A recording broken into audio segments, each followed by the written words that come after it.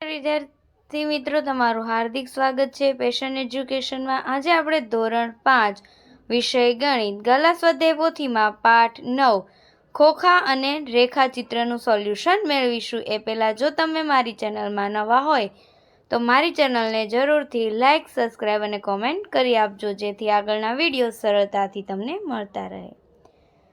પ્રશ્ન 1, નીચે આપેલી આકૃતિઓની મદદથી ખોખું બનાવી શકાય તેની નીચે આપેલ બોક્સમાં ખરું કરો કે કઈ વસ્તુથી ખોખું બનાવી શકાય એના માટે તમારે ખરું કરવાનું। તો પહેલી અને ત્રીજી આકૃતિની મદદથી ખોખું બનાવી શકાય। પછી નીચે આપેલા ગ્રીડમાં 4 આકાર એવા બનાવો કે જેને વાળવાથી સમઘન બને। ત્યાર પછી નીચે આપેલા કયા આકારની મદદથી ખુલ્લું ખોખું બનાવી શકાય?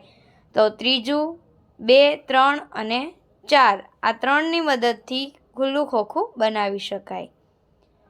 ત્યાર પછી છઠ્ઠામાં 6, 9, 10, 11, 12 એટલાની મદદથી ખુલ્લું ખોખું બનાવી શકાય।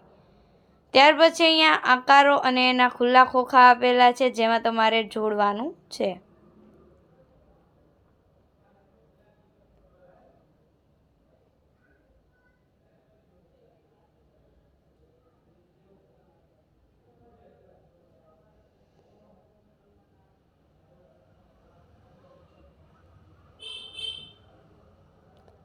પ્રશ્ન 6, નીચે આપેલ નકશાને તેના સાચા વાસ્તવિક ચિત્ર સાથે જોડો। તો 3 નંબરનું ચિત્ર છે એનો એ નકશો છે।